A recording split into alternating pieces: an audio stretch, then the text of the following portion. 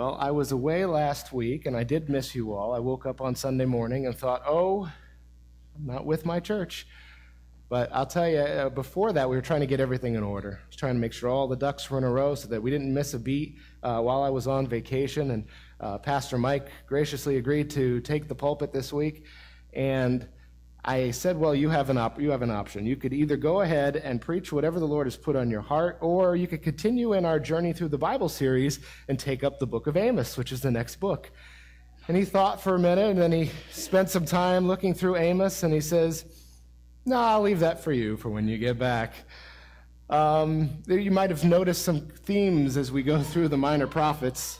The prophets have been dispatched by the Lord to his people, because they weren't doing the right thing. And so throughout the pages of the prophets, you see judgment or promises of judgment for rebellious acts on the part of the people. And Amos probably is the one that's the most intense. When you think about all the other books, you have a recounting of what they've done wrong, then you have the judgment that's going to come, and then you have this future hope that's promised. And yet in the pages of Amos, you see very little of the positive and a whole lot of the negative. So it's not a happy book, per se.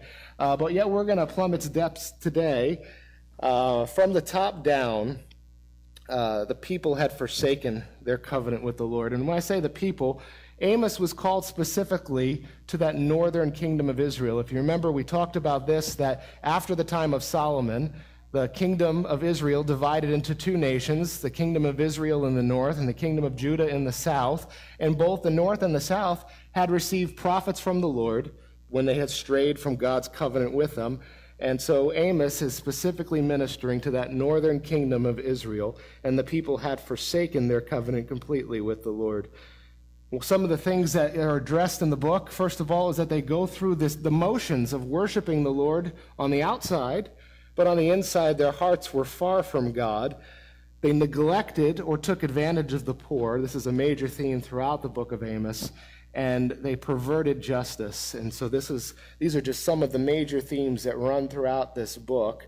And so God sent Amos to prophesy of the curses that would come as a direct consequence of that nation breaking their covenant to the Lord. And the covenant that we're talking about is that covenant that was made at Mount Sinai, when Moses was leading the people, and God had said to them that when I lead you into the land, if you keep this covenant with me, I will bless you in this land. You will be fruitful. You will multiply. You'll be blessed. It'll be a land flowing with milk and honey for you, and I will be there as your God. And if you fail to keep this covenant, if you break this covenant with me, instead of blessing, you will receive curses. And so this is exactly what happened, and so God had sent him, Amos, to the people to warn of the curses, including the expulsion that would come from the land. In fact, that happened in 722 BC at the hand of the Assyrian Empire, not long after Amos's prophecy was made. And so, while Amos is very similar to all the other prophets we've talked about, I want to zero in a little differently today on Amos, because there's something special about Amos in particular. And so I want to zero in a very small portion of Scripture from the book of Amos, and instead of directing our attention to the particular sins of Israel or to the judgments that would come upon them, I want to really focus in on the prophet himself. So, if you will, turn over to the book of Amos, kind of in the middle of the Bible, a few pages to the right. We're going to start out in chapter 7, which is going to be on page 1434 if you're using our Pew Bibles. And what I really want to do today is I want to make 3 observations about God's calling of Amos to the ministry of prophet. I think that will speak to us today, because what it's going to do is clear away some of the myths that perhaps we've believed about calling and purpose in our various stations of life. And so the first observation, which we're going to see here in this passage, is this: that God called Amos out of an established career, likely later in his life.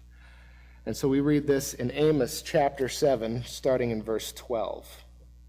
And it says this: Then Amaziah said to Amos, "Get out, you seer, go back to the land of Judah, earn your bread there, and do your prophesying there. Don't prophesy any more at Bethel, because this is the king's sanctuary and the temple of the kingdom." Amos answered Amaziah, "I was neither a prophet nor the son of a prophet, but I was a shepherd, and I also took care of sycamore fig trees. But the Lord took me from tending the flock and said to me, 'Go, prophesy to my people Israel.'" So I want to pause for a second because there's a lot that we could gather here about who Amos was. First of all, in this encounter, he's a man from the southern kingdom of Judah. In fact, he wasn't a prophet. He wasn't a priest. He was in agriculture. He was raising and breeding sheep, and he was cultivating sycamore figs. Now, if you ask me what that means, I really don't know. Some of you probably have a much better idea.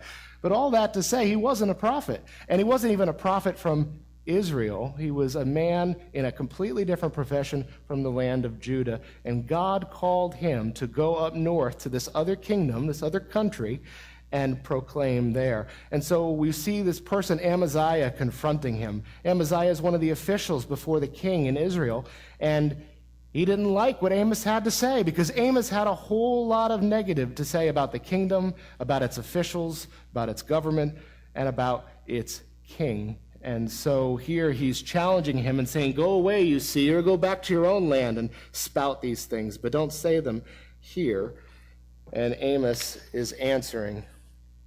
And we see this about him, that he was called by God out of an established career, most likely later in his life. When you compare that to some of the other prophets we've talked about as we journey through the Bible together, some of them were called to be prophets early on in their life, early on in their ministry. Even think about the prophet Samuel, who was called as a boy, living in Eli's house, and he heard God calling to him.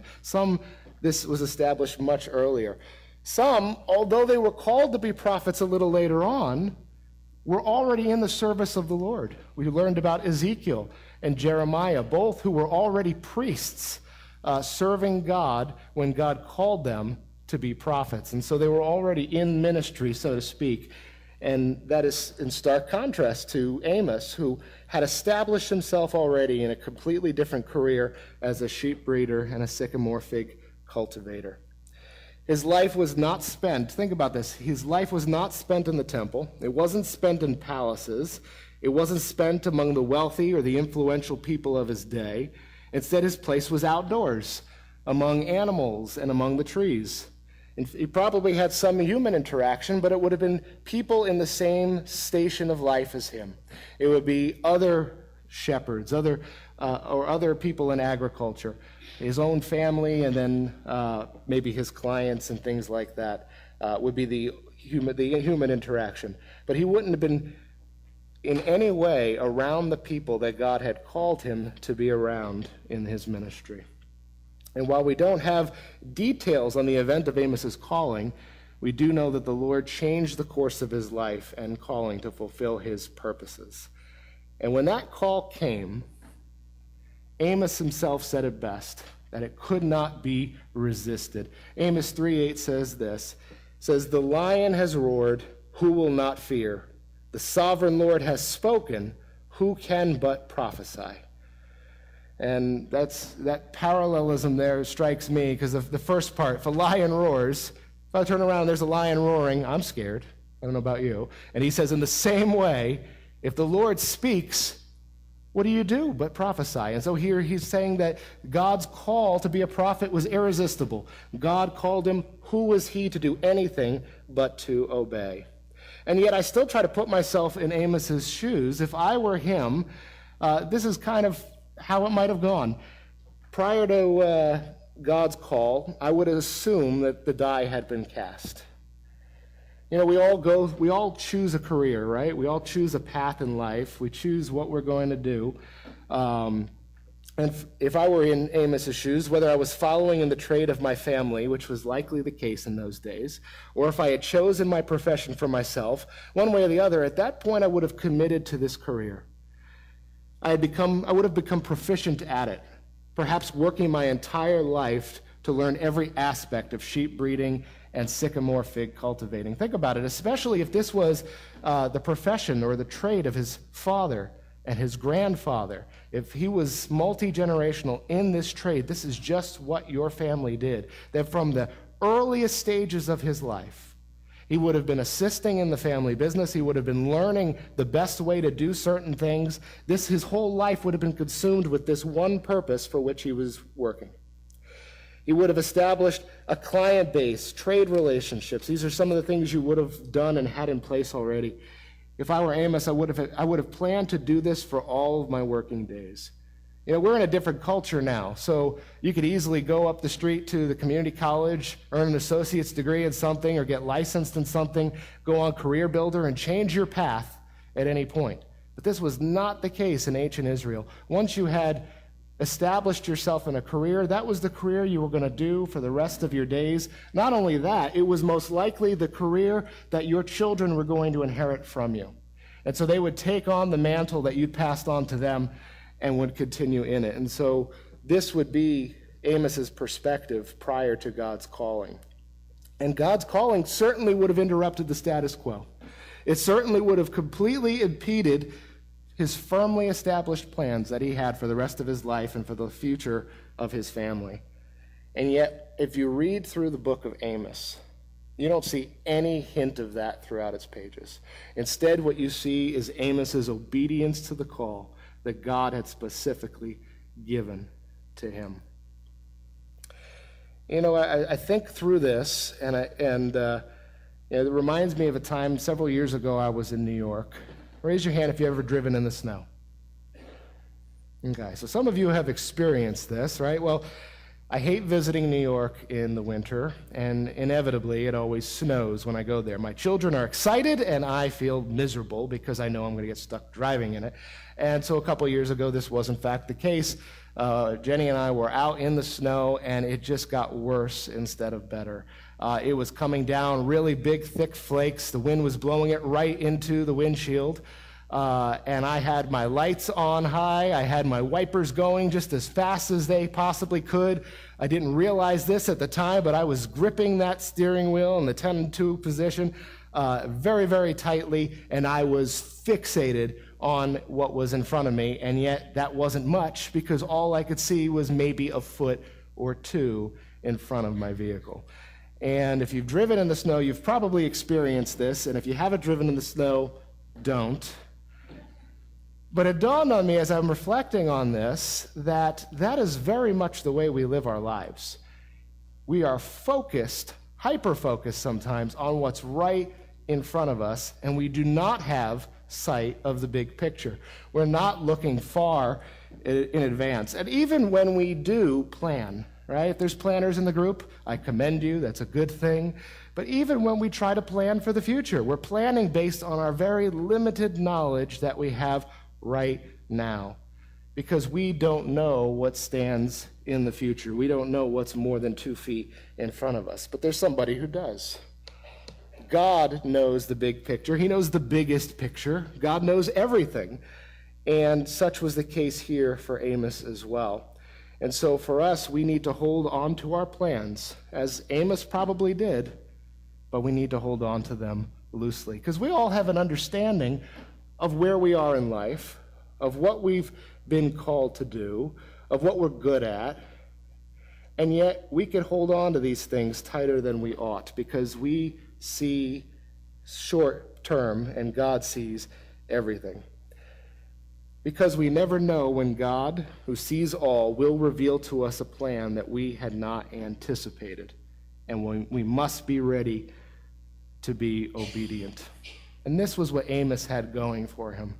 Because he could have very easily said, Lord, I'm not a prophet. Send somebody else. Send somebody more qualified. Send somebody who hasn't yet established his career. God, couldn't you have told me this about 10 years ago before I started down this path? But he didn't. He held on to his plans loosely so that he was available to God when he called. And you and I ought to do the same. And I'm encouraged when I hear stories of people, older people, who have stepped into a new calling that God has revealed to them later on in their life. And it happens. I know people in their 40s, in their 50s, in their 60s, even in their 70s, who have completely changed course as God has led them in a new direction for something that he was calling them to do now, because now is the appropriate time. Sometimes it's a career change, sometimes it's to the pastorate. In fact, there's a gentleman in one of my classes right now who he's 72 years old, and he became a pastor 2 years ago because God made it clear that this was his calling. And for the rest of his days, that's what he's going to be doing. For some people, it's the mission field. Sometimes it's just a new station in life. And yet in all of those situations that I've had the privilege of seeing people stepping out even later in life into what God has called them to, guess what? God not only called, but God has equipped, and God glorified himself through the ministry or through the new station, the transition that he's called that person to. And I want to just be clear here too. This is not to say that everybody is going to receive a new calling or that they're going to receive the calling that God has for them later in life. But if we go through life firmly fixed on what's already established, if we believe that the die has already been cast, then we don't make ourselves available to something that God may have been planning for a certain time in your future. And so we need to plan. Planning is good, but hold on to our plans loosely. The second observation, as I was going through the book of Amos, that I made about Amos himself was this. Amos was called even though God was currently using other prophets during the same time. So let me ask you a question. How many of you, all right, you don't have to raise your hand, but think about this. I have a feeling it's probably 100% of us. If you've ever had these questions run through your head, or these thoughts run through your head, certainly someone else could do this better than me. Or you want me to do what?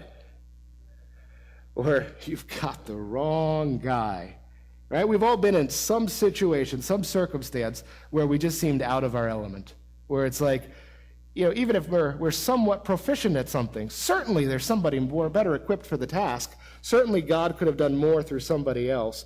We've all had those kinds of thoughts. And if you ever have had those thoughts, I assure you, Amos must have had these thoughts as he was, thinking about these things and wrestling or reflecting on the calling that God had for him, even at this stage in his life. And Amos says this in Amos 7:14, as he's being called a seer by Amaziah. He says, I was neither a prophet nor the son of a prophet, but I was a shepherd. He's saying, it's not that I was a prophet. I haven't even been around prophets. It's not like my father was a prophet before me. I was a shepherd. I have never been in anything associated with this, and yet this is what God has called me to do, and he shared his vision that God had given. Here's a man who spent most of his time with animals and trees. The people he spent most of his time with were commoners from his own country, the southern kingdom of Judah, and now God was calling him to travel to another nation, another country, a country, in fact, that his country had been in war with through much of their history. There had been conflict between the north and the south. And so he's called to this northern kingdom of Israel and called to prophesy against the nation, against its officials, against its judicial system, and against its king. Couldn't God have recruited someone a little more qualified? Think about this. Certainly someone who might have been better versed in the law of Moses, or perhaps someone, a finely trained and intellectual, who's used to conversing with affluent people, right? At least he would have already been in communication with people in that stature, and so all he needed to do was receive the vision from the Lord. But here you've got somebody completely different, from somewhere completely different, going to speak to rulers on behalf of God. In fact, Amos had two contemporaries. He had Hosea, who we read about a couple weeks back, and Isaiah. Both of them lived and ministered during the same time period as Amos. And so I'm sure, the thought, if Amos was aware of this, the thought could have crossed his mind, why didn't he ask them to do it? Certainly they would have been better qualified. Couldn't one of them have taken the task? Yet I think that the fact that Amos was just an ordinary guy is one of the most intriguing facts about this book. According to biblical commentator John Watts, Amos is an illustration of the biblical principle that spiritual gifts are more important than academic training for ministry. For his oracles are fully as powerful and compelling as any in the Old Testament. Don't miss that. That's an amazing fact. Here you have just a common person in a common job, not affiliated at all with the upper echelon that he was called to minister to. And yet, his ministry was equally, if not more powerful than some of the other prophets that God had called to different nations. Because it didn't matter that he didn't grow up in the household of a prophet. It didn't matter that he wasn't already serving as a priest of God or that he grew up around the temple. Because it's, at the end of the day, it's God who calls, it's God who equips, and it's God who works through those he calls. And so, as you know, I love education. I love training. I love being prepared for the ministry tasks that I'm called to. And yet, the education and the training and the preparedness does not make it so that you could accomplish what God has called you to accomplish without the power of God. Because all the training in the world, all the education in the world, all the preparedness in the world is not enough to accomplish what God has called you to accomplish. Only God's Spirit, only God working through you can help you to accomplish what God has called you to accomplish. And this was evident in Amos's life. Because here he stood in the same shoes as others who were better prepared than him. And yet his ministry was equally as powerful. God calls, God equips, and God is glorified. When I think about calling, one of the obstacles that I've seen to receiving God's call when it comes is that we have already made plans. We talked about this already. You know, sometimes we've already have our plans, and so we're not making ourselves available when God calls a little later on. But another obstacle is this, that we doubt that God could or would use us. You know, as a church, I mean, I'm Big C Church, as Christians, you know, we talk about God as though we truly believe he is the almighty, all-powerful creator of the universe, but we act as though he's not. Because we have within ourselves oftentimes a low confidence in what God can do through us, and yet that's because our focus is on us and it's not focused on the God who calls us. Think about it this way. It's the same God who created the universe out of nothing. At one point, there was nothing, and then space, time, matter, things came into being out of nothing. Imagine that for just a minute. Try to wrap your head around that fact. Anything that God would call you to do would pale in comparison to the greatest miracle we've ever seen, which is the fact that there's something instead of nothing all around us. And so the God who could pull that off can certainly do through you and in you everything he has purposed for you to do. God calls and God equips. You and I must be willing to trust him to accomplish his purposes through us. He will never and has never failed us. The last observation I made as I was going through the book of Amos is this. God called Amos to a ministry field in another country, even though there was prophetic work to be done in his own country. Think about that for a second. You know, because we often think of that too, right? I've heard people say this, their excuse for not going on a missions trip or their excuse for not supporting missions is that, well, there's stuff to be done right around here. I grant you that, but usually the people who say that are not doing a whole lot here anyway. But here's the thing. Sometimes God will call you out of your particular situation because he has purposed you somewhere else. Amos 1:1 says this, the words of Amos, one of the shepherds of Tekoa, the vision he saw concerning Israel 2 years before the earthquake, when Uzziah was king of Judah and Jeroboam, son of Jehoash, was king of Israel. Amos was from Tekoa, about 10 miles south of Jerusalem in the southern kingdom of Judah. Yet God gave him a vision that he was to share with the northern kingdom of Israel. God had specifically called this man to a ministry not among his brothers in Judah, but up north in Israel. And we know that there were prophecies that needed to be made from God right there in the kingdom of Judah. We know this for a fact. How do we know this? Because just a couple years later, God commissioned Isaiah the prophet to come and speak to that region in the kingdom of Judah. In fact, Amos's other contemporary, Hosea, ministered in Israel, the northern kingdom, but he was from there. He was born, raised, lived in Israel. And yet Amos is distinct because he was born, lived, and worked in Judah, and yet was called to prophesy across national borders in Israel. So let me ask you a question. Do you have a comfort threshold that you have allotted to God? What do you mean, Pastor? All right, I'll give you an example. God, I will pray for the lost, but don't ask me to share my faith. Or God, I will serve you as a missionary, but only in a country that has a Starbucks. Or anything else you want to fill in the blank there. Have you determined a comfort threshold by which God could ask this much of you and nothing more? Sadly, many people miss the calling that God has on their life because they have established a comfort threshold and they will not allow God to cross that comfort threshold. Amos did not have a comfort threshold. I'm sure he was aware of what made him comfortable and uncomfortable. All of us have that within us. However, he did not let his comfort and discomfort keep him from serving God, however God had called him, because this was not an easy task that God had called him to. And I'm going to ask you a tough question. Please don't shout out your answer. Keep it between you and God.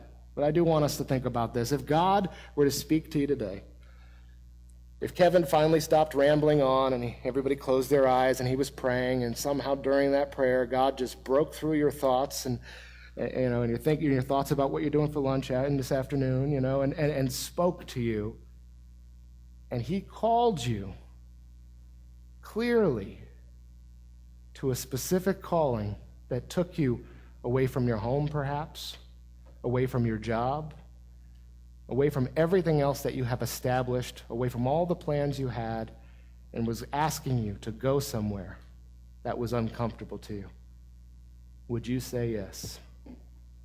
Please don't shout out your answer. Would you say, "Here I am, Lord, send me," like Isaiah did? Or would you put your head down and pretend you didn't hear him? Somebody must have been whispering nearby while we were praying. When I was 18 years old, I was confident I was going to school to learn how to be a minister so that I could serve as a youth pastor.